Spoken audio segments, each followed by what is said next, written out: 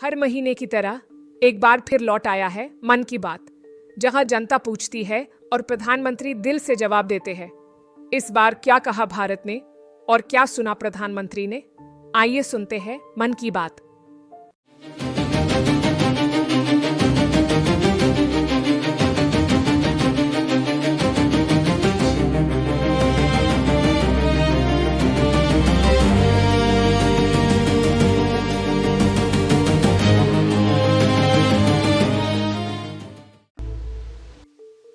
मेरे प्यारे देशवासियों, नमस्कार। मानसून के इस मौसम में प्राकृतिक आपदाएं देश की कसौटी कर रही हैं। पिछले कुछ हफ्तों में हमने बाढ़ और भूस्खलन का बड़ा कहर देखा है।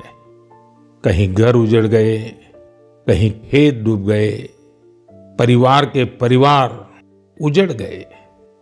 पानी के तेज बहाव में कहीं पुल बह गए, सड़कें बह गई, लोगों का जीवन संकट में फंस गया। इन घटनाओं ने हर हिंदुस्तानी को दुखी किया है। जिन परिवारों ने अपने प्रियजन खोए, उनका दर्द हम सबका दर्द है। जहां भी संकट आया, वहां के लोगों को बचाने के लिए हमारे एनडीआरएफ, एसडीआरएफ के जवान, अन्य सुरक्षा बल, हर कोई दिन रात जुटे रहे। जवानों ने तकनीक का सहारा भी लिया है। थर्मल कैमरे, लाइव डिटेक्टर, स्नीफर डॉग्स और ड्रोन सर्विलेंस ऐसे अनेक आधुनिक संसाधनों के सहारे राहत कार्य में तेजी लाने की भरपूर कोशिश की गई। इस दौरान हेलीकॉप्टर से राहत सामग्री पहुंचाई गई, घायलों को एयरलिफ्ट किया गया। आपदा की घड़ी में सेना मददगार बनकर सामने आई। स्थानीय लोग, सामाजिक कार्यकर्ता, डॉक्टर, प्रशासन, संकट की इस घड़ी में सभी ने हर संभव प्रयास किया। मैं ऐसे हर नागरिक को हृदय से धन्यवाद देता हूं, जिन्होंने इस कठिन समय में मानवीयता को सबसे ऊपर रखा हुआ है। मेरे प्यारे देशवासियों, बाढ़ और बारिश की इस तबाही के बीच जम्मू कश्मीर ने दो बहुत खास उपलब्धियां भी हासिल की हैं। इन पर ज्यादा लोगों का ध्यान नहीं गया, लेकिन जब आप उन उपलब्धियों के बारे में जानेंगे तो आपको बहुत खुशी होगी। जम्मू कश्मीर के पुलवामा के एक स्टेडियम में रिकॉर्ड संख्या में लोग इकट्ठा हुए। यहां पुलवामा का पहला डे नाइट क्रिकेट मैच खेला गया। पहले ये होना असंभव था, लेकिन अब मेरा देश बदल रहा है। ये मैच रॉयल प्रीमियर लीग का हिस्सा है, जिसमें जम्मू कश्मीर की अलग अलग टीमें खेल रही हैं। इतने सारे लोग, खासकर युवा, पुलवामा में रात के समय हजारों की तादाद में क्रिकेट का आनंद लेते हुए, ये नजारा वाकई देखने लायक था। साथियों, दूसरा आयोजन जिसने ध्यान खींचा वो है देश में हुआ पहला खेलो इंडिया वाटर स्पोर्ट्स फेस्टिवल, और वो भी श्रीनगर की डल झील पर हुआ। सचमुच ऐसा उत्सव आयोजित करने के लिए ये कितनी खास जगह है। इसका उद्देश्य है जम्मू कश्मीर में वाटर स्पोर्ट्स को और लोकप्रिय बनाना। इसमें पूरे भारत से 800 से अधिक एथलीट्स ने हिस्सा लिया। महिला एथलीट्स भी पीछे नहीं रही, उनकी भागीदारी भी लगभग पुरुषों के बराबर थी। मैं उन सभी खिलाड़ियों को बधाई देना चाहता हूं जिन्होंने इसमें भाग लिया। विशेष बधाई मध्य प्रदेश को, जिसने सबसे ज्यादा मेडल जीते। उसके बाद हरियाणा और उड़ीसा का स्थान रहा। जम्मू कश्मीर की सरकार और वहां की जनता की आत्मीयता और मेहमान नवाजी की मैं भूरी भूरी प्रशंसा करता हूं। साथियों, इस आयोजन से जुड़े अनुभव को आप तक पहुंचाने के लिए मैंने सोचा है कैसे दो खिलाड़ियों से भी बात करूं जिन्होंने इसमें हिस्सा लिया। उनमें से एक है ओडिशा की रश्मिता साहू और दूसरे हैं श्रीनगर के मोहसिन अली। आइए सुनते हैं वो क्या कहते हैं। रश्मिता जी नमस्ते। नमस्ते सर। जय जगन्नाथ। जय जगन्नाथ सर। रश्मिता जी सबसे पहले तो आपको खेल जगत में सफलता के लिए बहुत बहुत बधाई। Thank you sir. रश्मिता, हमारे श्रोता आपके बारे में और आपकी खेल यात्रा के बारे में जानने के लिए बहुत उत्सुक है। मैं भी बहुत उत्सुक हूँ, बताइए। सर मैं रश्मिता साहू हूँ, उड़ीसा से, और मैं कैनोइंग प्लेयर हूँ। मैं 2017 से कोर्स ज्वाइन किया था, कैनोइंग शुरू किया था, और मैं नेशनल लेवल में नेशनल चैंपियनशिप और नेशनल गेम्स में पार्टिसिपेट किया हूँ। मेरा 41 मेडल से 13 गोल्ड, 14 सिल्वर और 14 ब्रॉन्ज मेडल सर। इस खेल की रुचि कैसे बनी? सबसे पहले किसने आपको इस तरफ प्रेरित किया? आपके परिवार में खेल का वातावरण है क्या? नहीं सर, मैं जिस गांव से आती हूँ उसमें खेल का कोई ये नहीं था। तो इधर नदी में बोटिंग हो रहा था, तो ऐसे स्विमिंग के लिए गया था। तो ऐसे मैं और मेरा दोस्त लोग ऐसे स्विमिंग कर रहा था, तो एक बोट गया है कैनोइंग काइकिंग का। तो मेरे को उसके बारे में कुछ पता नहीं था, तो मैंने मेरा दोस्त को पूछा ये क्या है। तो दोस्त ने बताया कि उधर जगतपुर में साई स्पोर्ट्स सेंटर है, उसमें खेल का होता है, उसमें मैं भी जाने वाली हूँ। मेरे को बहुत इंटरेस्टिंग लगा। तो ये क्या है, मुझे पता भी नहीं था। ये तो पानी में बच्चे लोग कैसे करते हैं, बोटिंग करते हैं। मैं उसको बोला कि मुझे भी जाना है, कैसे कैसे जाना है मुझे भी बताओ। तो उधर जाके बात करो बोला है। फिर मैं तुरंत घर में जाके पापा मेरे को जाना है, पापा मेरे को जाना है। फिर पापा लोग ठीक है लेके आया। उस टाइम ट्रायल तो नहीं था। फिर कोच लोग ने बोला कि ट्रायल फरवरी में होता है, फरवरी मार्च में, आप उस टाइम ट्रायल के टाइम में आ जाओ। फिर मैं ट्रायल के टाइम में आया। अच्छा रश्मिता, कश्मीर में हुए खेलो इंडिया वाटर स्पोर्ट्स फेस्टिवल में आपका स्वयं का अनुभव कैसा रहा? पहली बार कश्मीर गई थी? हाँ सर, मैं पहली बार कश्मीर गई थी। हम लोग को उधर फर्स्ट खेलो इंडिया वाटर स्पोर्ट्स फेस्टिवल आयोजित किया गया था। उसमें मेरा 2 इवेंट था, सिंगल 200 मीटर और 500 मीटर डबल में, और मैं दोनों में गोल्ड मेडल हासिल किया हूँ सर। अरे वाह, दोनों में लाई हो? Yes sir. बहुत बहुत बधाई। Thank you sir. अच्छा रश्मिता, वाटर स्पोर्ट्स के अलावा आपकी क्या हॉबीज हैं? सर वाटर स्पोर्ट्स के अलावा सर मेरे को रनिंग बहुत अच्छा लगता है। जब भी मैं छुट्टी में जाती हूँ तब मैं रनिंग के लिए जाती हूँ। मेरा जो पुराना फील्ड है उधर मैं पहले थोड़ा सा फुटबॉल खेलना सीखी थी, तो उधर जब भी जाती थी मैं बहुत रनिंग करती हूँ, और मैं फुटबॉल भी खेलती हूँ सर, थोड़ा बहुत। मतलब खेल आपके रगों में है? हाँ सर, मैं जब फर्स्ट क्लास से 10th क्लास तक जब स्कूल में था, तो मैं जो भी पार्टिसिपेट करता था उसमें सब में फर्स्ट होता था, चैंपियन होता था सर। रश्मिता, जो लोग आपकी तरह खेलों में आगे बढ़ना चाहते हैं, अगर उनको कोई संदेश देना है तो आप क्या दोगी?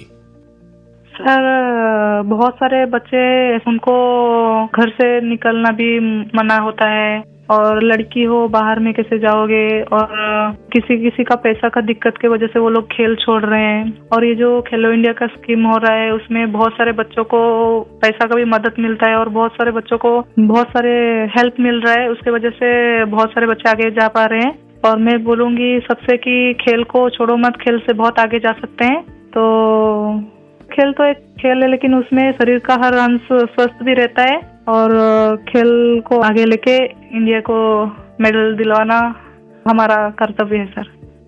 चलिए रश्मिता जी, मुझे बहुत अच्छा लगा।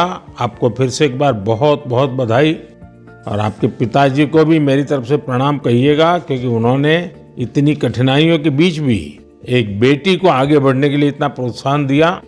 मेरी बहुत बहुत शुभकामनाएं हैं। धन्यवाद। Thank you sir. जय जगन्नाथ। जय जगन्नाथ सर। मोहसिन अली नमस्ते। नमस्ते सर।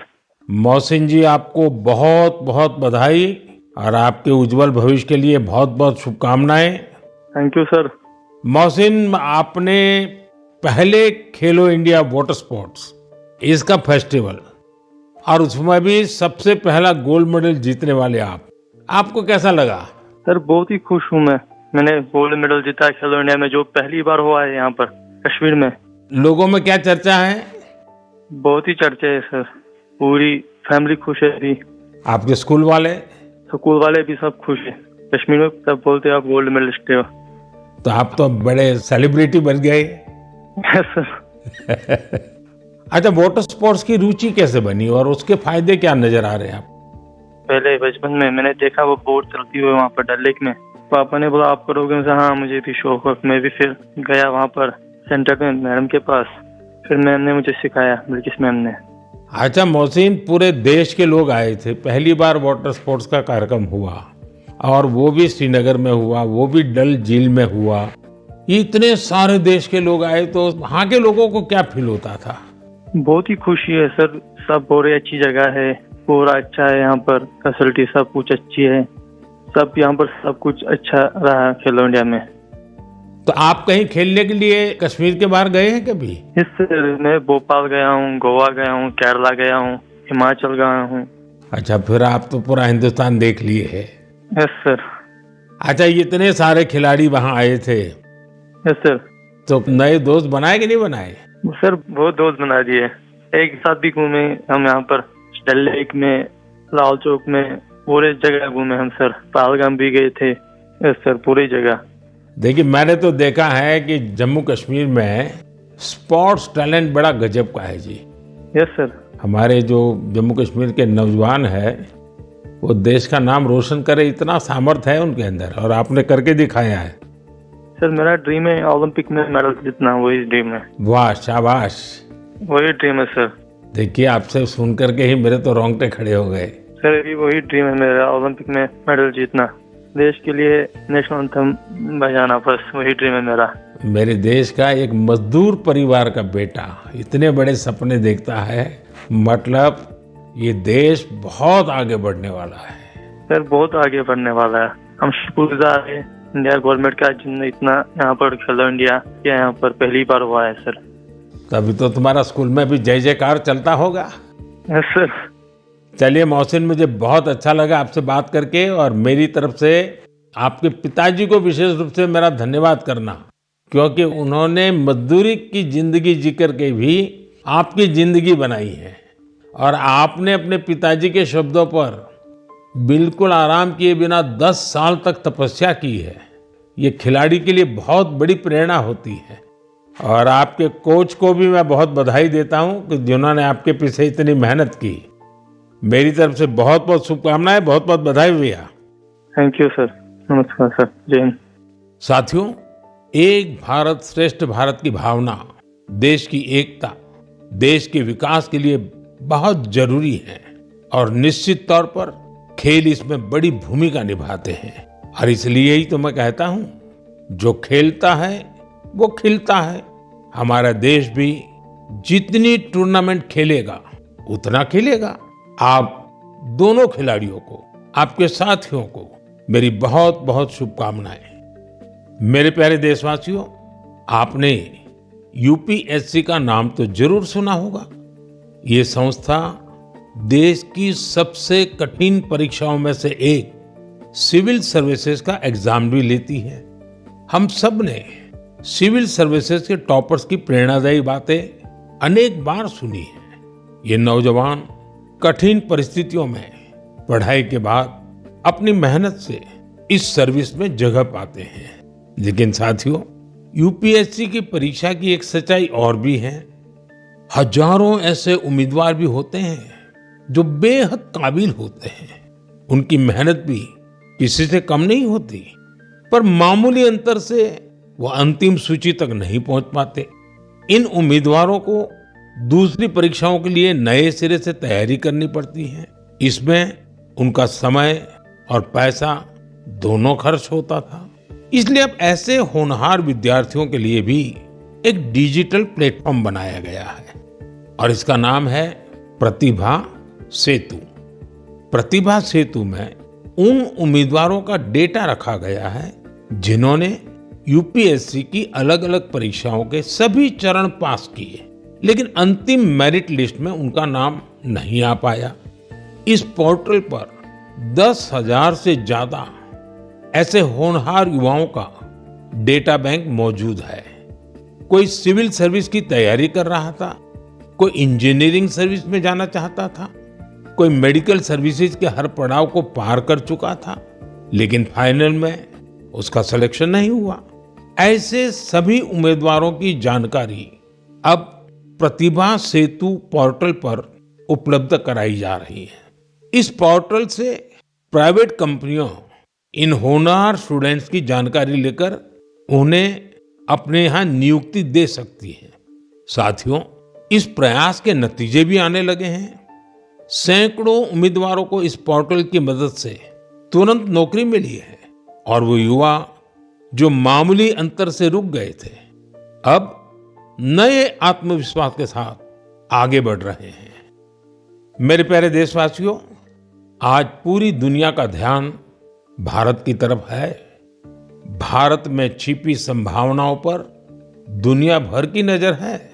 इसी से जुड़ा एक सुखद अनुभव मैं आपसे साझा करना चाहता हूं। आपको पता है कि आजकल पॉडकास्ट का बहुत फैशन है। विभिन्न विषयों से जुड़े पॉडकास्ट को भांति-भांति के लोग देखते और सुनते हैं। बीते दिनों मैं भी कुछ पॉडकास्ट में शामिल हुआ था। ऐसा ही एक पॉडकास्ट दुनिया के बहुत फेमस पॉडकास्टर लेक्स फ्रीडमैन के साथ हुआ था। उस पॉडकास्ट में बहुत सारी बातें हुई और दुनिया भर के लोगों ने उसे सुना भी।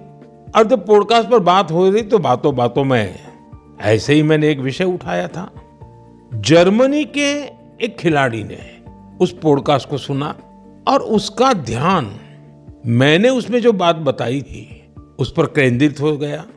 उन्होंने उस टॉपिक से इतना कनेक्ट किया कि पहले उन्होंने उस टॉपिक पर रिसर्च की और फिर जर्मनी में भारतीय दूतावास से संपर्क किया और उन्होंने चिट्ठी लिखकर बताया कि वो उस विषय को लेकर भारत से जुड़ना चाहते हैं।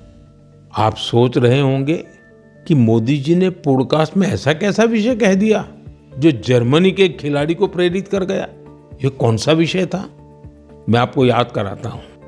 मैंने पॉडकास्ट में बातों बातों में मध्य प्रदेश के शहडोल के फुटबॉल के क्रेज से जुड़ा एक गांव का वर्णन किया था। दरअसल 2 साल पहले मैं शहडोल गया था। वहां के फुटबॉल प्लेयर से मिला था। पॉडकास्ट के दौरान एक सवाल के उत्तर में मैंने शहडोल के फुटबॉल खिलाड़ियों का भी जिक्र किया था। यही बात जर्मनी के फुटबॉल खिलाड़ी और कोच डिटमार बायर्सडॉर्फर ने भी सुनी। शहडोल के युवा फुटबॉल खिलाड़ियों की लाइफ जर्नी ने उन्हें बहुत प्रभावित और प्रेरित किया। सही में किसी ने कल्पना भी नहीं की थी कि वहां के प्रतिभाशाली फुटबॉल खिलाड़ी दूसरे देशों का ध्यान अपनी ओर आकर्षित करेंगे। अब जर्मनी के इस कोच ने शहडोल के कुछ खिलाड़ियों को जर्मनी की एक एकेडमी में ट्रेनिंग देने की पेशकश की है। इसके बाद मध्य प्रदेश की सरकार ने भी उनसे संपर्क किया है। जल्द ही शहडोल के हमारे कुछ युवा साथी ट्रेनिंग कोर्स के लिए जर्मनी जाएंगे। मुझे यह देखकर भी बहुत आनंद आता है कि भारत में फुटबॉल की लोकप्रियता निरंतर बढ़ रही है।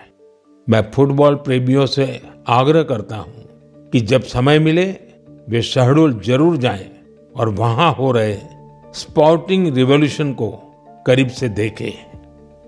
मेरे प्यारे देशवासियों, सूरत में रहने वाले जितेंद्र सिंह राठौड़ के बारे में जानकर आपको बहुत सुखद एहसास होगा। मन गर्व से भर जाएगा।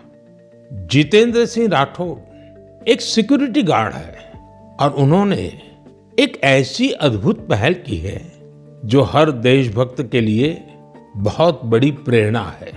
पिछले कुछ वर्षों से वो उन सभी जवानों के बारे में जानकारियां जुटा रहे हैं जिन्होंने भारत माता की रक्षा में अपने प्राण न्योछावर किए हैं। आज उनके पास प्रथम विश्व युद्ध से लेकर अब तक शहीद हुए हजारों वीर जवानों के बारे में जानकारियां मौजूद है। उनके पास शहीदों की हजारों तस्वीरें भी हैं। एक बार एक शहीद के पिता की कही गई बातें उनके हृदय को छू गई। शहीद के पिता ने कहा था, बेटा गया तो क्या हुआ, वतन तो सलामत है ना। इस एक बात ने जितेंद्र सिंह जी के मन में देशभक्ति का एक अद्भुत जुनून भर दिया। आज वो कई शहीदों के परिवारों के संपर्क में है। उन्होंने करीब 2500 शहीदों के माता पिता के चरणों की मिट्टी भी अपने पास लाकर रखी है। ये सशस्त्र बलों के प्रति उनके गहरे प्रेम और जुड़ाव का जीवंत उदाहरण है। जितेंद्र जी का जीवन हमें देशभक्ति की वास्तविक सीख देता है। मेरे प्यारे देशवासियों, आजकल आपने देखा होगा अक्सर घर की छतों पर, बड़ी इमारतों पर, सरकारी दफ्तरों में सोलर पैनल चमकते हुए दिखाई देते हैं। लोग अब इसके महत्व को समझ रहे हैं और खुले मन से अपना रहे हैं।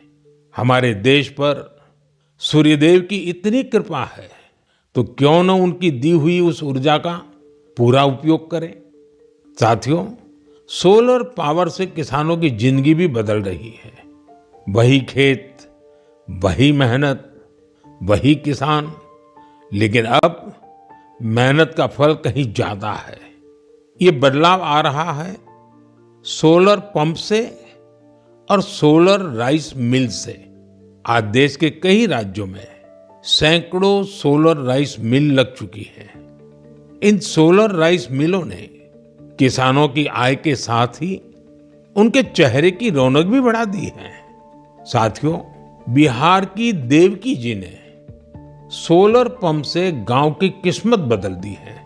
मुजफ्फरपुर के रतनपुरा गांव के रहने वाली देवकी जी को लोग अब प्यार से सोलर दीदी कहते हैं। देवकी जी, उनका जीवन आसान नहीं था।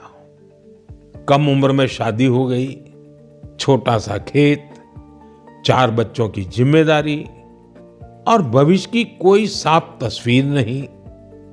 लेकिन उनका हौसला कभी टूटा नहीं। वो एक सेल्फ हेल्प ग्रुप से जुड़ी और वहीं उन्हें सोलर पंप के बारे में जानकारी मिली। उन्होंने सोलर पंप के लिए प्रयास शुरू किए और उसमें सफल भी रही। सोलर दीदी के सोलर पंप ने इसके बाद जैसे गांव की तस्वीर ही बदल दी। जहां पहले कुछ एकड़ में जमीन की सिंचाई हो पाती थी, अब सोलर दीदी के सोलर पंप से 40 एकड़ से ज्यादा क्षेत्र में पानी पहुंच रहा है। सोलर दीदी के इस अभियान में गांव के दूसरे किसान भी जुड़ गए हैं। उनकी फसलें हरी भरी होने लगी हैं, आमदनी बढ़ने लगी। साथियों, पहले देवकी जी की जिंदगी 4 दीवारी के भीतर सिमटी हुई थी, लेकिन आज वो पूरे आत्मविश्वास से अपना काम कर रही है।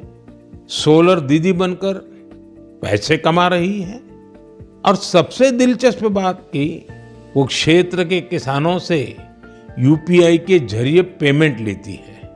अब पूरे गांव में उन्हें बहुत सम्मान से देखा जाता है। उनकी मेहनत और दूरदर्शिता ने दिखा दिया है कि सौर ऊर्जा सिर्फ बिजली का साधन नहीं है, बल्कि ये गांव-गांव में नई रोशनी लाने वाली एक नई शक्ति भी है। मेरे प्यारे देशवासियों, 15 सितंबर को भारत के महान इंजीनियर मोक्षगुंडम विश्वेश्वरैया जी का जन्मदिन होता है। उस दिन को हम इंजीनियर्स डे के रूप में मनाते हैं। इंजीनियर सिर्फ मशीन नहीं बनाते, वे सपनों को हकीकत में बदल देने वाले कर्मयोगी होते हैं।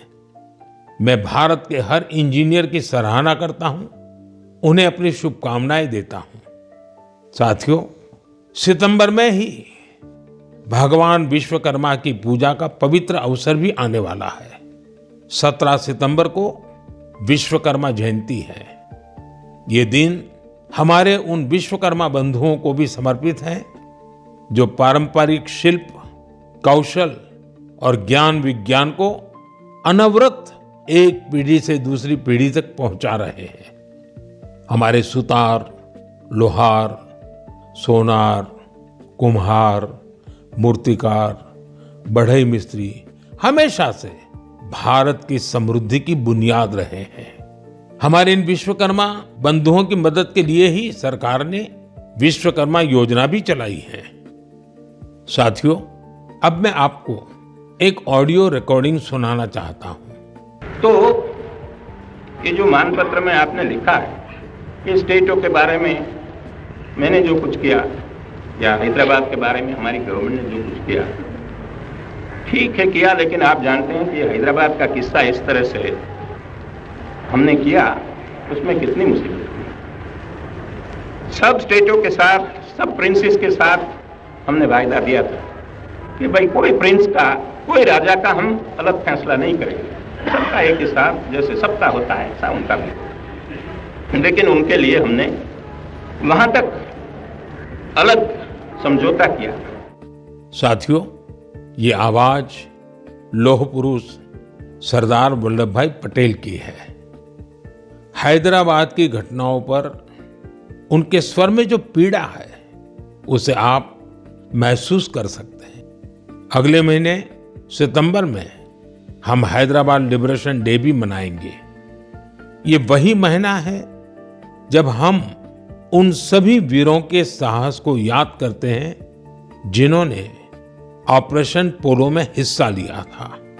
आप सबको मालूम है कि जब अगस्त 1947 में भारत को आजादी मिली तो हैदराबाद अलग ही स्थिति में था। निजाम और रजाकारों के अत्याचार दिन ब दिन बढ़ते जा रहे थे। तिरंगा फहराने या वंदे मातरम कहने पर भी मौत के घाट उतार दिया जाता था। महिलाओं और गरीबों पर अत्याचार किए जाते थे। उस समय बाबा साहब आम्बेडकर ने भी चेतावनी दी थी कि ये समस्या बहुत बड़ी बनती जा रही है। आखिरकार सरदार पटेल ने मामले को अपने हाथ में लिया। उन्होंने सरकार को ऑपरेशन पोलो शुरू करने के लिए तैयार किया। रिकॉर्ड समय में हमारी सेनाओं ने हैदराबाद को निजाम की तानाशाही से आजाद कराया और उसे भारत का हिस्सा बनाया। पूरे देश ने इस सफलता का उत्सव मनाया। मेरे प्यारे देशवासियों, आप दुनिया के किसी भी कोने में चले जाएं, वहां आपको भारतीय संस्कृति का प्रभाव देखने को जरूर मिलेगा। और ये प्रभाव केवल दुनिया के बड़े शहरों तक सीमित नहीं है, बल्कि इसे छोटे छोटे शहरों में भी देखा जा सकता है। इटली के एक छोटे से शहर कैंप रोतोंडो में ऐसा ही देखने को मिला है। यहाँ महर्षि वाल्मीकि जी की प्रतिमा का अनावरण किया गया। इस कार्यक्रम में वहां के स्थानीय मेयर सहित क्षेत्र के अनेक अहम व्यक्ति भी शामिल हुए। कैंप रोतोंडो में रहने वाले भारतीय मूल के लोग महर्षि वाल्मीकि जी की प्रतिमा लगने से बहुत खुश हैं। महर्षि वाल्मीकि के संदेश हम सभी को बहुत प्रेरित करते हैं। साथियों, इस महीने की शुरुआत में कनाडा के मिसिसागा में प्रभु श्री राम की 51 फीट ऊंची प्रतिमा का भी अनावरण किया गया है। इस आयोजन को लेकर लोगों में बहुत उत्साह था। सोशल मीडिया पर प्रभु श्री राम की भव्य प्रतिमा के वीडियोज खूब शेयर किए गए। साथियों, रामायण और भारतीय संस्कृति के प्रति ये प्रेम अब दुनिया के हर कोने में पहुंच रहा है। रूस में एक मशहूर स्थान है व्लादिवोस्तोक। बहुत से लोग इसको ऐसी जगह के रूप में जानते हैं जहां सर्दियों में तापमान -20 से -30 डिग्री सेल्सियस तक गिर जाता है। इस महीने व्लादिवोस्तोक में एक अनूठी प्रदर्शनी लगी। इसमें रूसी बच्चों द्वारा रामायण की अलग अलग थीम पर बनाई गई पेंटिंग्स को भी शोकेस किया गया। यहाँ पर एक कंपटीशन का भी आयोजन हुआ। दुनिया के अलग अलग हिस्सों में भारतीय संस्कृति के प्रति बढ़ती जागरूकता देखकर वाकई बहुत प्रसन्नता होती है। मेरे प्यारे देशवासियों, मन की बात में इस बार इतना ही। इस समय देश भर में गणेश उत्सव की धूम है। आने वाले दिनों में बहुत सारे त्योहारों की रौनक होगी। उन त्योहारों में आपको स्वदेशी की बात कभी भी भूलनी नहीं है। उपहार वही जो भारत में बना हो, पहनावा वही जो भारत में बुना हो, सजावट वही जो भारत में बने सामान से हो, रोशनी वही जो भारत में बनी झालरों से हो, और भी ऐसा बहुत कुछ। जीवन की हर जरूरत में सब कुछ स्वदेशी हो। गर्व से कहो ये स्वदेशी है, गर्व से कहो ये स्वदेशी है, गर्व से कहो ये स्वदेशी है। इस भाव को लेकर हमें आगे चलना है। एक ही मंत्र, वोकल फॉर लोकल। एक ही रास्ता, आत्मनिर्भर भारत। एक ही लक्ष्य, विकसित भारत। साथियों, इन खुशियों के बीच आप सभी स्वच्छता पर जोर देते रहें, क्योंकि जहां स्वच्छता है वहां त्योहारों का आनंद भी और बढ़ जाता है। साथियों, मन की बात के लिए मुझे इसी तरह बड़ी संख्या में अपने संदेश भेजते रहिए। आपका हर सुझाव इस कार्यक्रम के लिए बहुत महत्वपूर्ण है। अपना फीडबैक मुझ तक जरूर पहुंचाते रहें। अगली बार जब हम मिलेंगे तो और भी नए विषयों की चर्चा होगी। बहुत बहुत धन्यवाद। नमस्कार।